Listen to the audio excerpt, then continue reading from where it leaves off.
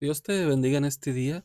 Siguiendo el contexto que estamos estudiando los jueves de estas enseñanzas para nuevos creyentes, el día de hoy tenemos como título La lucha del creyente.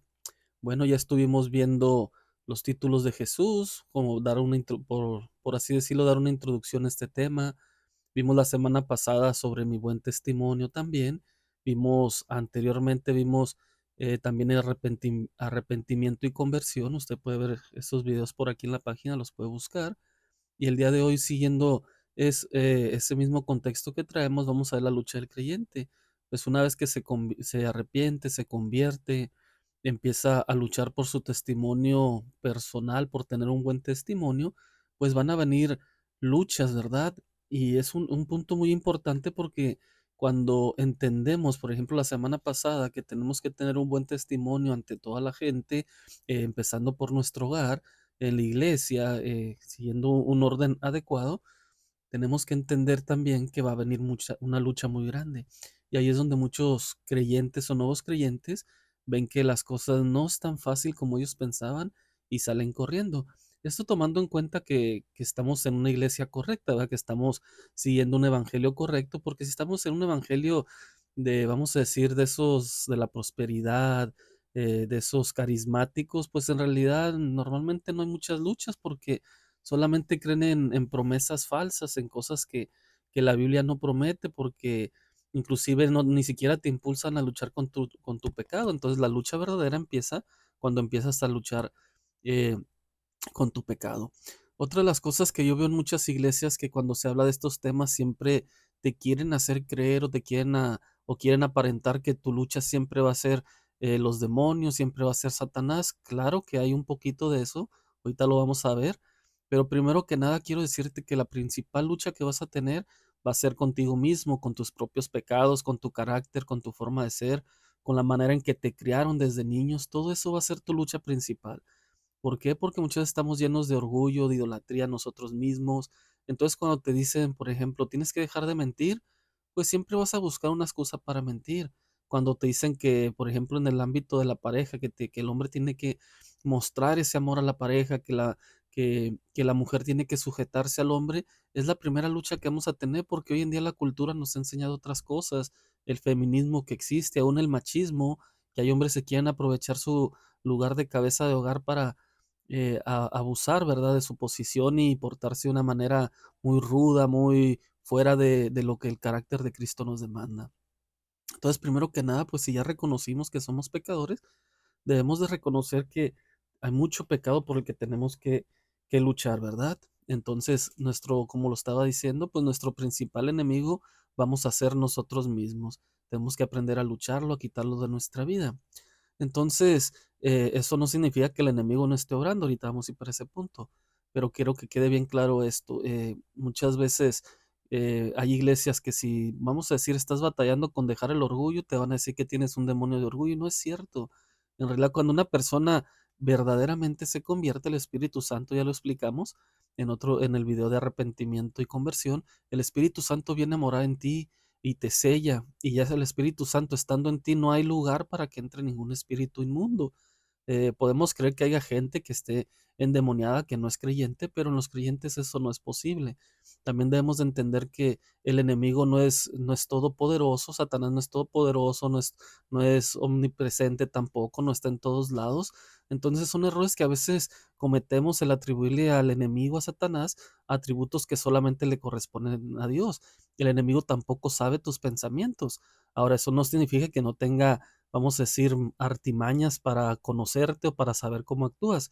Pero eso, tal vez haya misterios aún más profundos. Sabemos que el enemigo tiene también sus demonios que están ahí trabajando con él y de alguna manera te han observado, saben lo que dices, sabes lo que ves.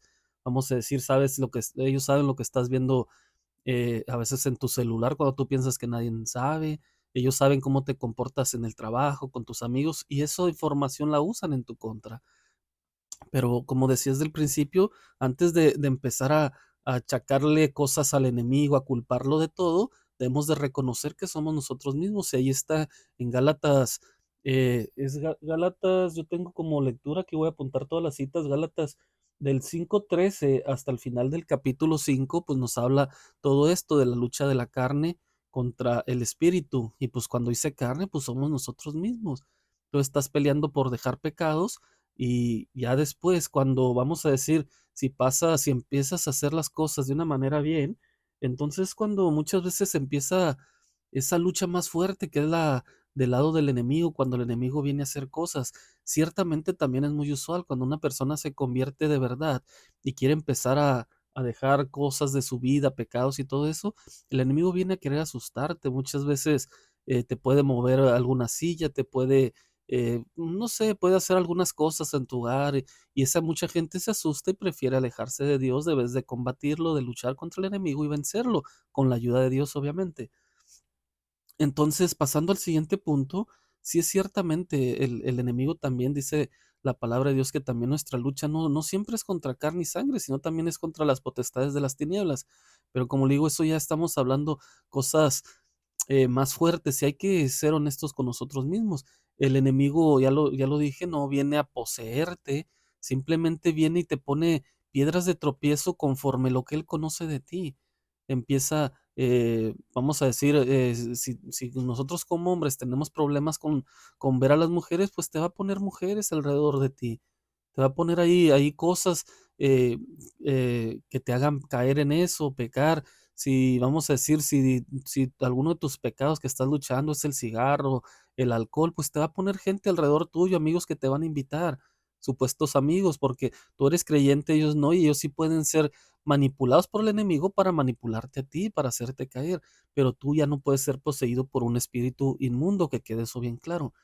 Entonces, muchas veces, como ya lo dije, el enemigo viene por medio, muchas veces, tengo yo aquí por medio de la cultura, viene y nos empieza, eh, vamos a decir, a estorbar con todo lo que se está viviendo ahorita en el mundo, las corrientes del mundo, todo lo de la comunidad arcoíris y todo, y que ahorita se levantan cristianos, sacerdotes, todo tipo de personas que según tienen influencia de Dios y inclusive buscan textos y manipulan para darle credibilidad a esta comunidad arcoíris y te empiezan a decir que David y que Jonatán eran pareja y son puras locuras y todo eso el enemigo lo ha ido orquestando de alguna manera desde hace siglos, va trabajando con la cultura.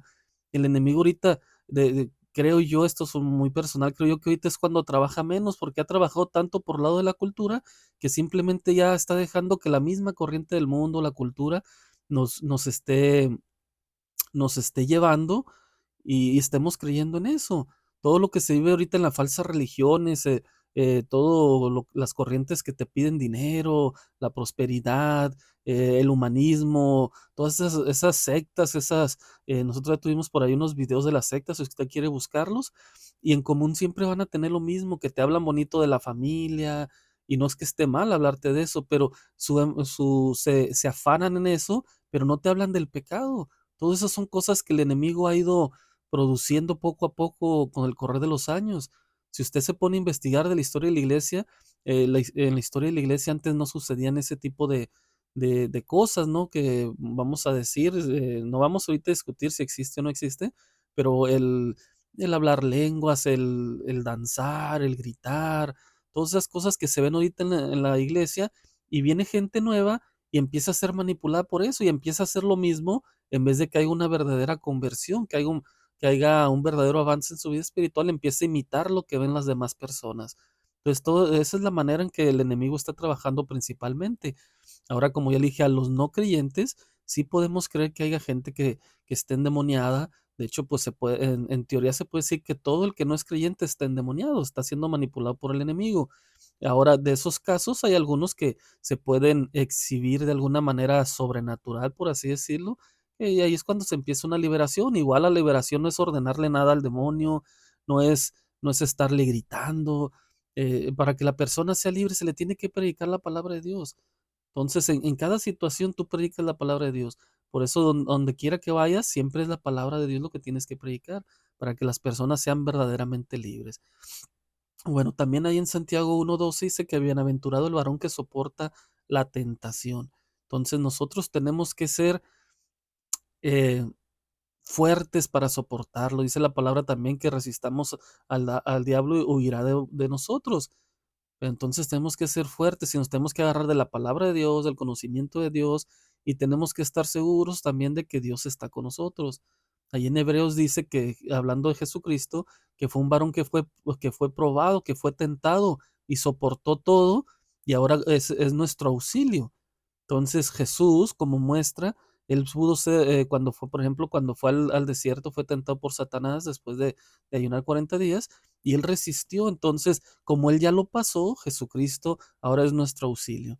Entonces debemos de tener la seguridad que en cada tentación Jesucristo está con nosotros. Dice la palabra también que Jesucristo, bueno, que Dios es nuestra ayuda y que no nos deja ser tentados más de lo que podamos resistir. Y aún en la tentación Él nos da la salida. Y la salida obvia siempre va a ser Dios mismo. Cuando tú pases por alguna situación, ponte a orar con Dios, pídele a Dios que te ayude, pídele a tus hermanos de la iglesia que oren contigo, que oren por ti. Entonces, tenemos que hacer todo de una manera espiritual y correcta, no conforme nosotros queramos. Ciertamente, hay muchos cristianos que están en ciertos clase de pecado y cuando hablas con ellos y los invitas a que dejen su pecado, ellos quieren hacerlo por su propia cuenta y te lo dicen, yo lo puedo hacer solo y no es así.